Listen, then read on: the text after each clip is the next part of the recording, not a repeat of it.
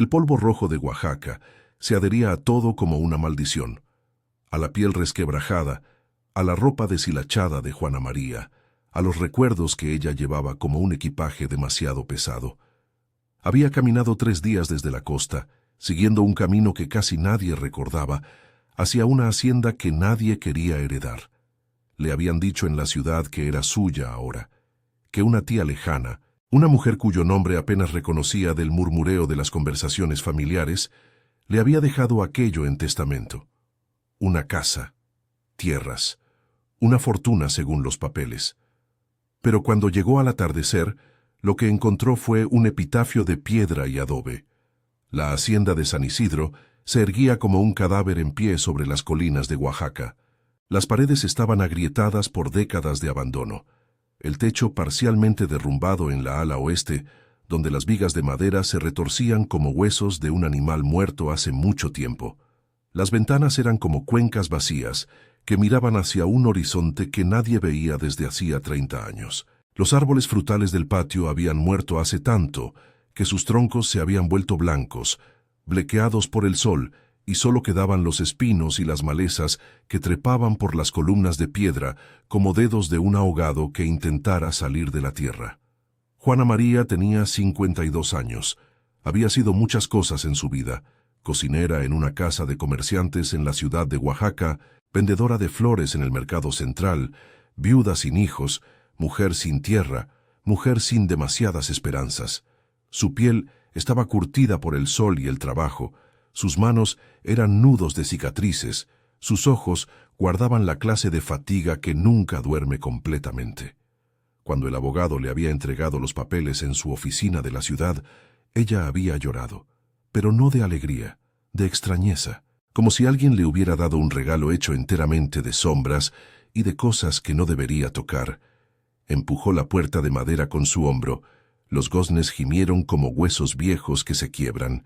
Adentro, el silencio tenía peso físico.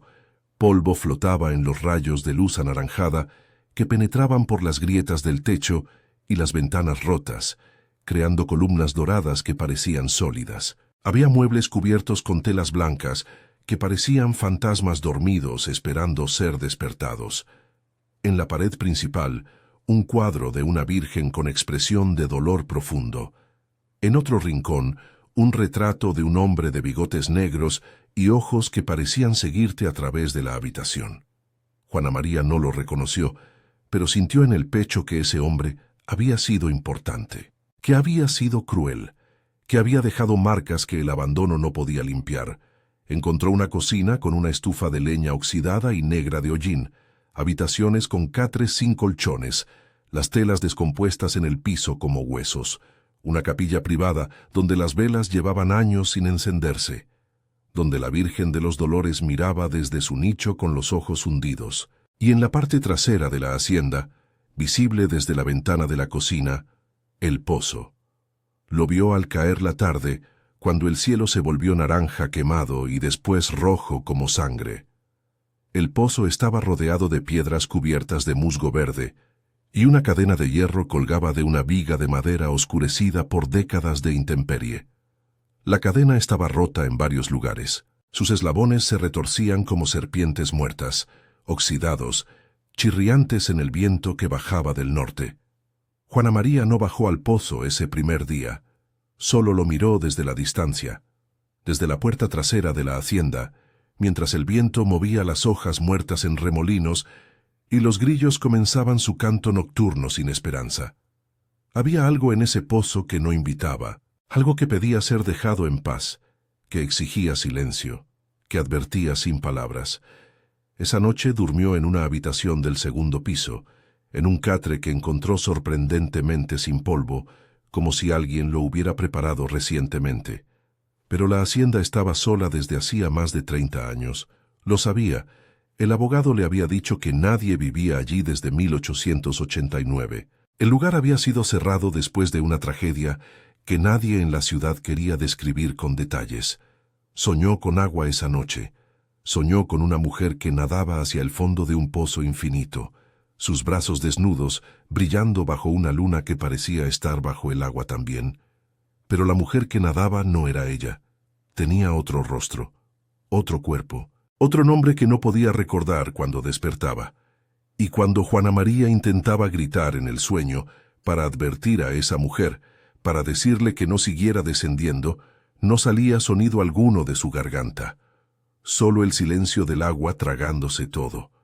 Se despertó con el pecho oprimido y el corazón acelerado como el de un animal atrapado. Capítulo 2. Las cadenas del pasado. Durante las 2 primeras semanas, Juana María limpió como si estuviera exorcizando demonios. Barrió el polvo de 30 años que había se sedimentado en cada superficie, que había entrado en los pulmones de la casa como una enfermedad.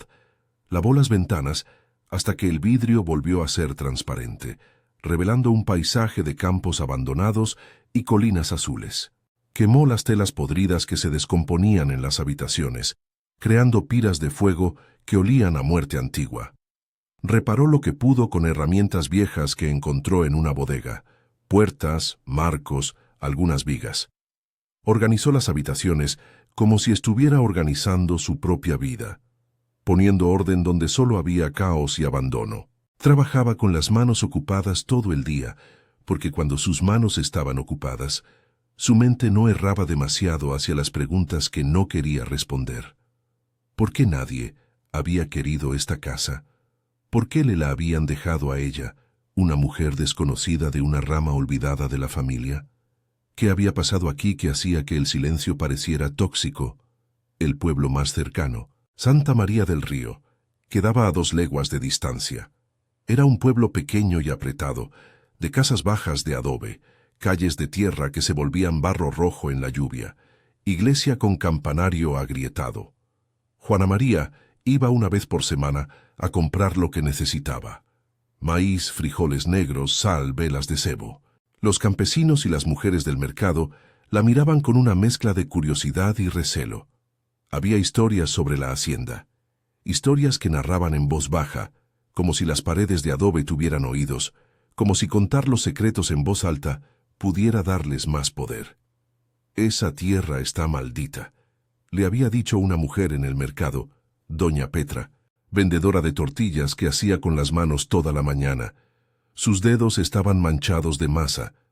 La familia que vivía allí eran duros, muy duros, gente sin compasión, y lo que pasó en ese pozo hace tantos años. Juana María había preguntado qué había pasado exactamente. Doña Petra había mirado hacia otro lado, fingiendo concentrarse en sus tortillas, en el comal caliente. Había cambiado de tema con una habilidad que parecía ensayada. «No es bueno traer esos fantasmas al presente, niña. Déjalos donde están, abajo, en la oscuridad donde deberían estar». Pero las preguntas no se iban.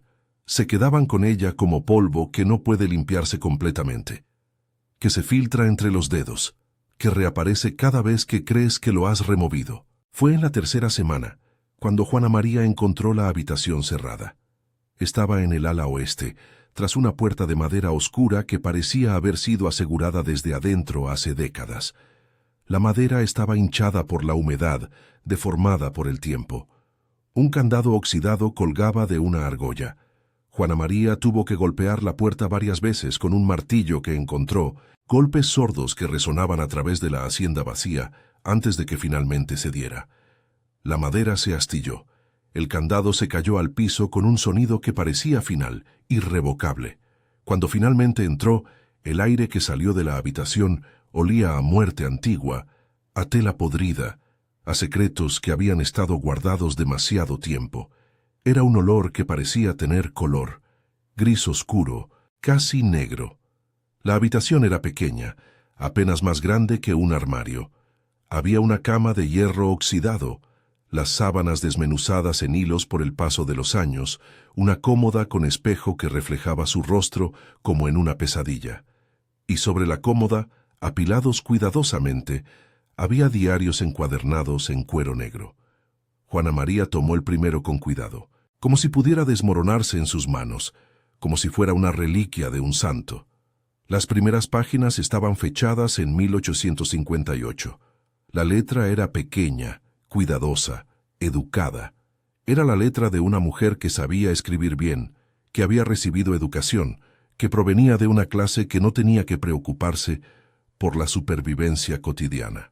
Mi nombre es Consolación María de los Ángeles Ramírez de Mendoza. Tengo 19 años. Mi marido es don Rodrigo Mendoza, dueño de estas tierras y de muchas otras, propietario de minas, de negocios que se extienden hasta la costa. Es un hombre de importancia considerable. Todos lo respetan. Los políticos vienen a visitarlo, los obispos lo saludan, pero yo, en la oscuridad de nuestro dormitorio, en los momentos en que cree que duermo, sé quién es realmente. Sé lo que hace cuando piensa que nadie lo ve. Juana María se sentó en el piso de piedra fría y leyó.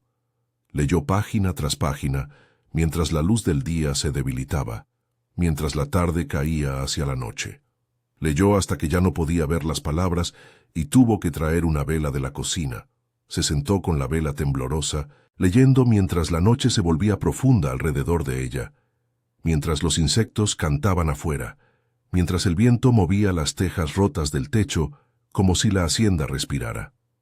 El diario de Consolación era un río de dolor contenido, de miedo expresado en tinta.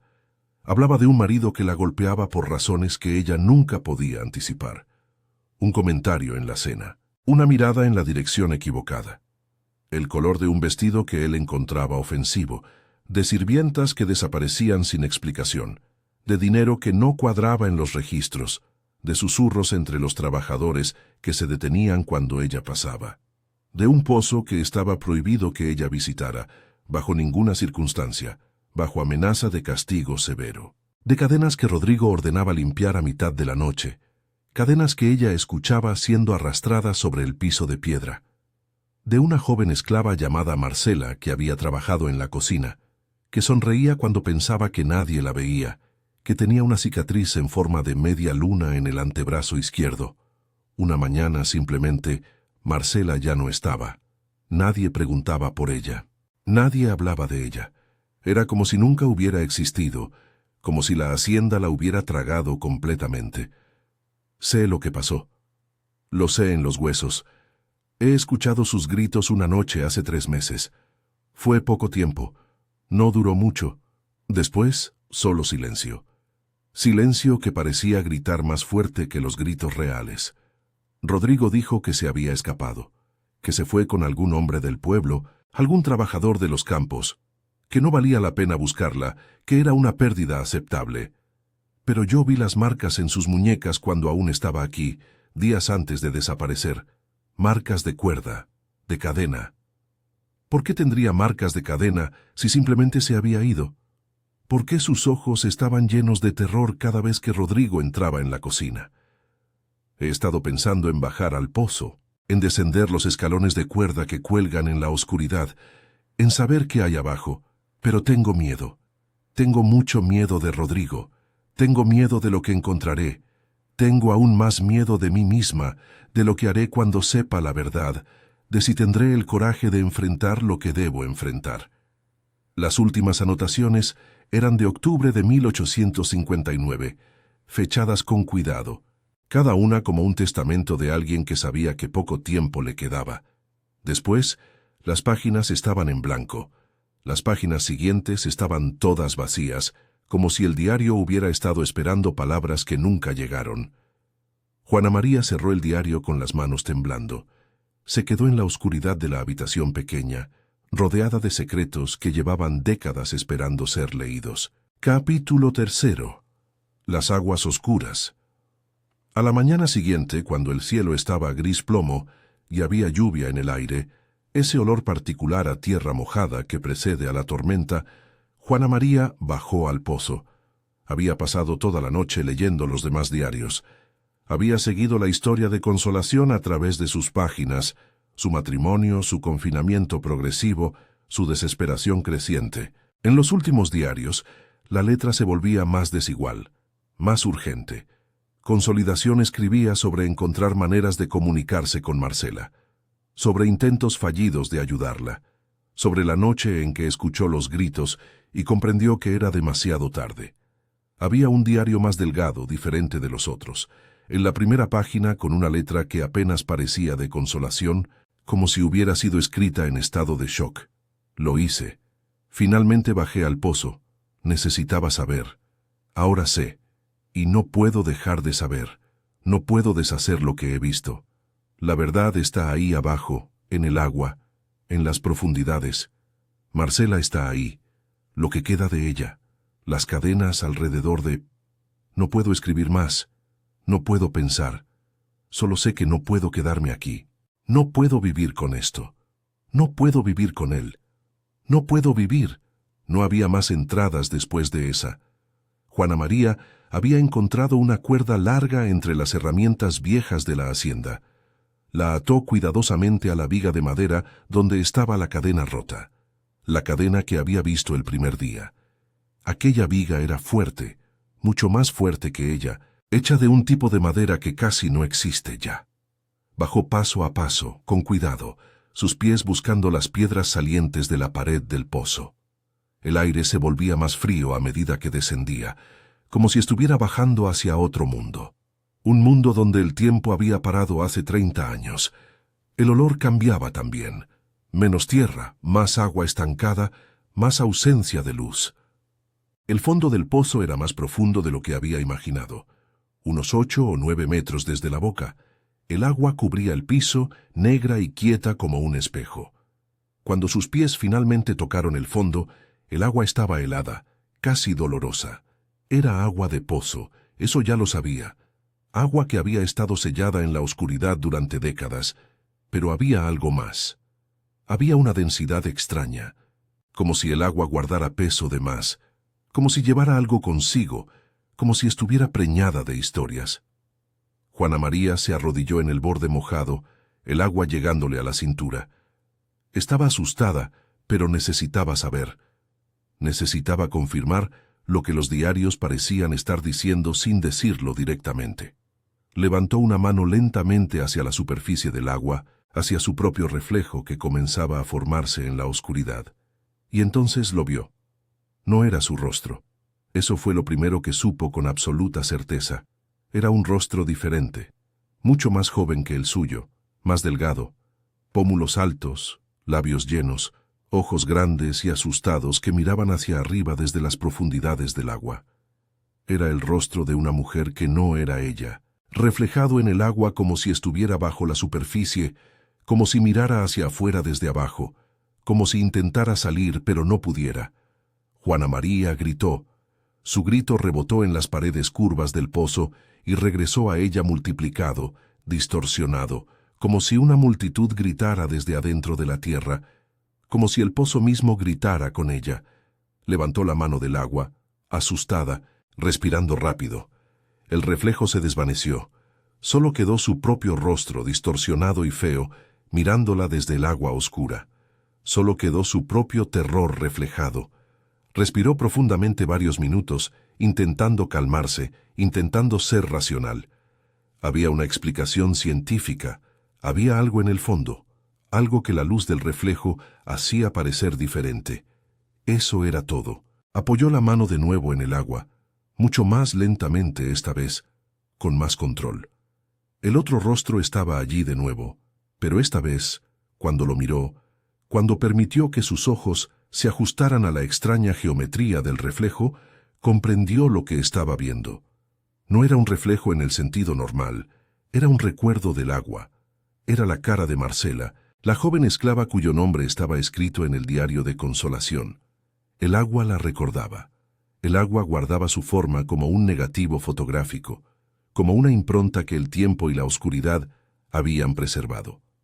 Juana María pasó la mano lentamente por el agua creando ondas. El rostro de Marcela se distorsionó y se recompuso. Sintió algo bajo el agua, algo sólido, metal, una cadena, metal oxidado bajo la superficie, corrompido por décadas en el agua. Metió el brazo más profundo, hasta el codo, el agua congelada cortando como vidrio. El agua estaba aún más fría en las profundidades, como si tuviera capas de diferentes temperaturas, como si fuera un océano vertical. Sus dedos tocaron los eslabones de la cadena. Eran gruesos, forjados hace mucho tiempo, antiguos más allá de lo que podía comprender. Estaban enrollados alrededor de algo óseo, algo que no quería tocar, pero que necesitaba confirmar era lo que pensaba que era: huesos. Bajo la cadena había huesos. Sacó la mano del agua como si se hubiera quemado, temblando con una fuerza que no sabía que su cuerpo poseía. Subió del pozo trepando por la cuerda con una fuerza que no sabía que tenía, movida por el pánico puro. Sus brazos ardían, sus manos sangraban donde la cuerda cortaba la piel, pero no paró, no podía parar, hasta que salió a la luz del día gris y frío. Se tumbó en el pasto mojado junto a la boca del pozo, respirando como si acabara de regresar de los muertos, como si saliera de una tumba. Capítulo 4. La verdad, bajo las piedras. Esa noche no durmió, se quedó en la cocina, junto a la estufa que había intentado limpiar, con el diario de consolación abierto ante ella y una taza de té que se enfriaba sin que lo bebiera, sin que ni siquiera lo tocara. Sus manos temblaban demasiado. Leyó las entradas una vez más, pero esta vez con la claridad que solo da el miedo confirmado, que da el conocimiento de la verdad.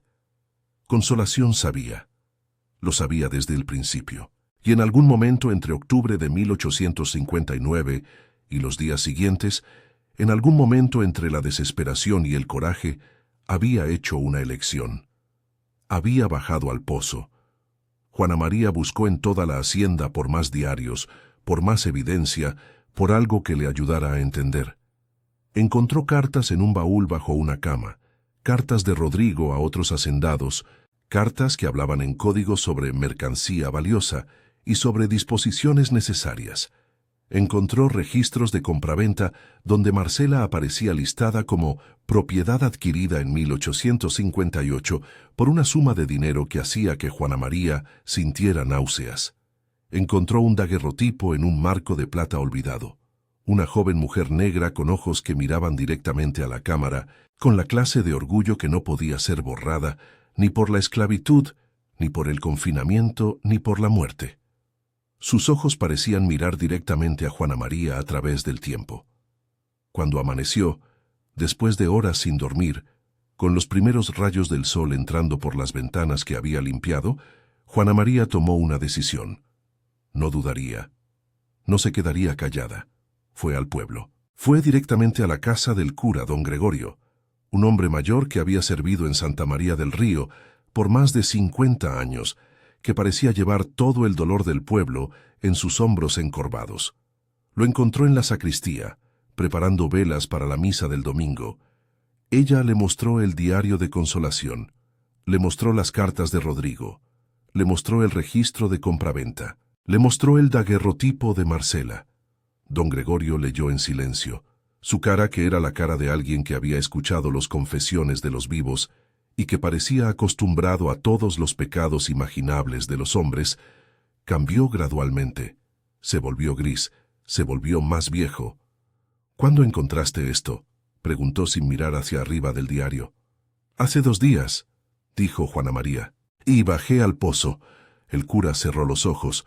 Cuando los abrió de nuevo parecía que había envejecido años en unos segundos. ¿Y viste? Vi cadenas, vi restos. El cura se levantó lentamente, con dificultad, como si le costara soportar el peso de lo que acababa de escuchar. Fue hacia una ventana, miró hacia el horizonte donde se veía, distante contra el cielo azul, la hacienda de San Isidro. Rodrigo Mendoza murió en 1892, dijo lentamente, como si estuviera recitando algo que había guardado durante 30 años. Se ahorcó. El acta oficial dice que fue por deudas, que sus negocios habían fracasado, que debía dinero a personas peligrosas. Pero yo oí otros rumores, rumores que susurraban en confesionales y en esquinas oscuras. Dijeron que fue por locura, que veía cosas, que escuchaba voces en la noche, que escribía cartas a personas que no existían, que el pozo lo atormentaba. Su esposa, Consolación, murió poco después. Enfermedad, dijeron en los registros, pero algunos susurraban que fue, que se quitó la vida, como su marido, que la culpa la había consumido desde adentro. ¿Qué pasó con Marcela?, preguntó Juana María, aunque ya sabía la respuesta. Nadie lo supo nunca con certeza. Era una esclava. una mujer sin importancia en los ojos de la ley. Nadie investigaba la muerte de una esclava. Especialmente no en esos tiempos. Especialmente no en una hacienda de un hombre como Rodrigo, un hombre con poder, con dinero, con conexiones con el gobierno. Había rumores. Siempre hay rumores. Pero los rumores no son evidencia. Y la gente prefería no hacer preguntas. ¿Qué puedo hacer?, preguntó Juana María. ¿Hay algo que se pueda hacer ahora después de tantos años? Don Gregorio pensó durante largo rato. Después habló con cuidado, pesando cada palabra. La ley no puede castigar a hombres que hace 30 años están muertos. Pero la verdad puede ser recordada. La verdad puede ser honrada. Y la maldición que cubre esa tierra, tal vez la verdad pueda limpiarla. Juana María dejó los documentos con el cura. Le pidió que guardara los diarios en la iglesia. Le pidió que rezara por Marcela, cuyo cuerpo había estado en el pozo durante 35 años, sin ser nombrada, sin ser honrada, sin ser recordada. Le pidió que rezara por Consolación, que había sido cómplice del silencio, pero que en los últimos momentos había intentado hacer lo correcto. Le pidió que rezara por todos los que habían sufrido en esa tierra, por todos los cuerpos sin nombre y las historias sin contar. «¿Qué harás con la hacienda?», preguntó don Gregorio. Juana María pensó en ello, pensó en el pozo, pensó en el reflejo de un rostro que no era el suyo mirando hacia arriba desde el agua. Pensó en las cadenas bajo el agua, oxidadas pero aún fuertes. Pensó en Marcela, cuyos ojos en el daguerrotipo parecían estar mirando hacia el futuro, esperando ser recordada. Pensó en Consolación, escribiendo en la oscuridad, intentando dejar un registro de la verdad, sabiendo que la verdad es lo único que podría redimir a alguien de la complicidad del silencio. «Voy a sellar el pozo», dijo Juana María. «Voy a cubrir esa boca con piedra y cemento. Voy a llenar toda la hacienda de luz y de vida. Voy a trabajar esa tierra. Voy a hacer que crezca algo hermoso en ese lugar que ha estado maldito. No por Rodrigo, no por olvido, sino por memoria, sino por Marcela, por consolidación, por todos los que no tuvieron voz para contar sus propias historias». Don Gregorio asintió. Pareció como si un peso se hubiera levantado un poco de sus hombros. «Te ayudaré», dijo, «y otros en el pueblo también. Es hora de que este silencio termine». Pasaron años. Juana María restauró la hacienda de San Isidro lentamente, trabajando cada día, poniendo sus manos en la tierra como se pone un corazón en un pecho de alguien moribundo. Contrató a trabajadores del pueblo. Algunos vinieron con recelo, asustados por las historias, por la reputación del lugar. Pero otros vinieron porque comprendían, porque querían ser parte de algo que limpiaría la tierra de su oscuridad. Plantó árboles nuevos en el patio, árboles frutales que crecieron y produjeron. Abrió la capilla y pidió al cura que visitara una vez al mes para bendecir la casa, para rezar por todos los que habían sufrido allí. Aprendió a cultivar café en las laderas de la hacienda. Vendía en el mercado de Santa María del Río. No se hizo rica, pero vivió con dignidad, con propósito, con la certeza de que su trabajo tenía significado. El pozo fue sellado con una tapa gruesa de piedra y cemento. Nadie bajó nunca. Sobre él, en el lugar exacto donde la boca del pozo respiraba antes, Juana María plantó un árbol de jacaranda. Lo plantó como un monumento, como un sepulcro, como una vida que reemplazaba la muerte. Cada año, cuando el árbol florecía en flores de color púrpura profundo, flores que parecían sangre en el cielo, Juana María se paraba frente a él y rezaba, no palabras de iglesia, solo nombres, nombres susurrados al viento que bajaba de las colinas. Marcela, Consolación, Rodrigo, los nombres de los vivos y los muertos que habitaban esa tierra. Nadie en el pueblo volvió a hablar sobre la maldición de San Isidro, pero todos sabían que algo había cambiado, que el silencio del lugar ya no era el silencio del miedo, sino el silencio de la aceptación, el silencio de alguien que finalmente había oído lo que la tierra quería decir y había respondido no con venganza, sino con compasión, con recuerdo, con dignidad, En sus últimos años, cuando sus manos ya no podían trabajar como antes, cuando el cansancio se había convertido en una parte permanente de su cuerpo, Juana María se sentaba bajo el jacaranda y miraba hacia el horizonte. A veces, en el reflejo de las aguas de lluvia que se juntaban en las piedras viejas y en las grietas del piso, creía ver otros rostros, no con miedo ahora, con reconocimiento, con la clase de paz que solo viene cuando los secretos son nombrados finalmente, cuando los muertos son recordados, cuando la verdad finalmente, después de tantos años de oscuridad, puede respirar. El agua había hablado. Marcela había hablado a través del agua, a través del tiempo, a través de la muerte, y Juana María había escuchado, y eso había hecho toda la diferencia. La maldición de la tierra se había levantado no porque desapareciera, sino porque fue reconocida, porque fue honrada, porque el silencio fue finalmente roto.